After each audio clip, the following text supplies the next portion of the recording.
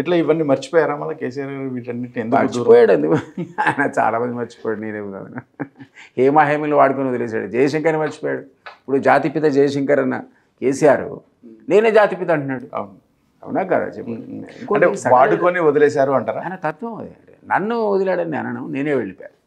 Definitely నేనే వెళ్ళిపోయాను. ఎందుకంటే ఆయన ఒక క్రమం లోపల క్రూషల్ ప్యాక్ట్ ఒకటి ఏర్పాటు చేశారండి. మహాకూటమికి నేను ముఖ్యమైనటువంటి కీలక పాత్ర. మహాకూటమికి యాక్చువల్లీ ముందు 1 వీక్ ముందు హరీష్ను కేటీఆర్ కలిసి చిరంజీవితో కలిసి అలయన్స్ సెట్ చేసుకున్నారు. నెక్స్ట్ డే మార్నింగ్ అసలు ప్రెస్ మీటు, వాళ్ళ ఇంట్లో భోజనం, బ్రేక్ఫాస్ట్ మీటింగ్ ఉండింది. నేను పోగానే కేసీఆర్ ఇది జరిగింది, ఇట్లా రేపే పోతున్నావు, నువ్వు కూడా రా అన్నాడు. ఆయన తెలియదు నేను క్యాంపెయిన్లో ఉన్నాను. ఇది 2009 రాజీనామా తర్వాత ఎలక్షన్ క్యాంపెయిన్లో ఉన్నా. నేను ఒకసారి చెప్పింది మీకు చిరంజీవి ముఖ్యమంత్రి అవుతాడని, ఇది కరెక్ట్ అలయన్స్ కాదు, మీరు తప్పు అంటే మరి ఏది కరెక్ట్ అన్నాడు. అంటే టీడీపీతో పెట్టుకున్నాడు. టీడీపీ సమైక్యవాద పార్టీ కదా అన్నాడు.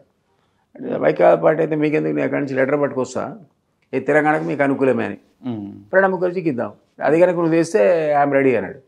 అంటే నేను ఒక 10 రోజులు టైం వేయండి అని. ఆయన ఫోన్ ఎత్తి రేపటి బ్రేక్ఫాస్ట్ క్యాన్సిల్ అన్నాడు. అంత కాన్ఫిడెన్స్, అంత కీలకమైన పాత్ర అది. అప్పుడు నేను మహాకూటమి ఏర్పాటులో ఒక కీలకమైన పాత్ర పోషించా. అసలు ఆ మహాకూటమి ఏర్పడడానికి ముఖ్య కారణం నేను. లేదా వాళ్ళు తెల్లారి నేను రాకుండా ఉంటే అది వేరే రకంగా పోయి ఉండేది. ఏవైదో ఎవరికి ఎన్ని సీట్లు వచ్చాయో అసలు చంద్రబాబు గారు మళ్ళీ ముఖ్యమంత్రి కూడా నాకు తెలియదు. లేదా ఈయన అయ్యేవాడు చిరంజీవి కాడు. ఎందుకంటే ఆయన తర్వాత ఎలక్షన్స్లో మనం అనుకున్నట్టుగా ఆయనకు 20 సీట్లు వచ్చినాయి కదా, అంతకు మించి రాలేదు. కాబట్టి ఆ రోజు వాస్తవానికి కేసీఆర్ ఇంట్లో నుంచి బయలుదేరిన తర్వాత కూడా ఇంకా చిరంజీవి ఇంటికి వెళ్తారని చాలా మంది అనుకున్నారు. మీడియా అంతా అనుకున్నారు, నమ్మలేదు అసలు మీడియా. తర్వాత చంద్రబాబు గారితో అలయన్స్ తెగిపోయింది అనుకున్నారు. ఒకనొక దశలో నేను ఇంకా మాడుతూనే ఉన్నా చంద్రబాబుతో, ఈయన అందరికీ ఫోన్ చేసి అలయన్స్ క్యాన్సిల్ అన్నాడు ముందు రోజు సాయంత్రం. నీకు బయటకు వస్తే ఇంకేం చేస్తున్నావు సార్, సార్ ఆల్రెడీ చెప్పేశాడు అలయన్స్ లేదు మీకు జ్ఞాపకం ఉంటే మీరున్నారా రోజు పోటీలు కూడా టీవీ లైన్లో ఉన్నారు మీరు. మీరు నమ్మలే, ఇదేంటి అది స్కోరింగ్ వస్తుంది అన్ని ఛానల్లో. లేదు తెగ తెంపులు టీడీపీతో ఎవరు స్టేట్మెంట్ కేసీఆర్. అదే నేను ఏ కంట్రీ బాబు, అది తప్పు, ఇంకా నడుస్తూనే ఉంది, రేపు మార్నింగ్ అని ఫైనల్ కాదంటే ఎవరు నమ్మరు. ఎందుకంటే అసలు అధిష్టానం, అది ఇంపార్టెంట్ వ్యక్తి, అధిపతి, టీఆర్ఎస్ అధిపతే చెప్పినాక మీరు చెప్తే ఎవరు నమ్ముతారు సార్ అన్నారు. ఎగ్జాక్ట్లీ అంతే కదా, అంతే కదా. అది ఇంత కన్ఫ్యూజన్ ఎందుకు, ఇంత డైలమా? ఆ రోజు అట్లా అనుకున్నాడు ఆయన రాత్రిపూట. తెల్లారి నేను పోయి ఏ టర్మ్స్ ఏ కండిషన్స్తో అలయన్స్ నేను తెచ్చాను, ఎట్లా 45 సీట్స్, ఎట్లా 9 MP సీట్స్ ఎక్స్ప్లెయిన్ చేసినాక ఆయన మళ్ళీ కనిపిస్తే ఓకే అన్నాడు ఆయన. అది షాక్ ఫర్ మీడియా. దాని తర్వాత అందరూ అన్నారు అదే మీరు చెప్పిందే కరెక్ట్ సార్, అసలు ఏకుండా ఉంటే పోయేదని. విదిన్ 12 hours మొత్తం సీన్ మారిపోయింది. అది అట్లా కీలక భూమిక పోషించే అవకాశం కూడా ఆయన నాకు ఇచ్చాడు బాబు. కానీ ఆ అలయన్స్ పెద్దగా సెట్ అవ్వలేదని, సెట్ కాలేదు. ఎందుకంటే ఇద్దరు కూడా కలవలేదు. మాట్లాడింది నేను చంద్రబాబు గారు.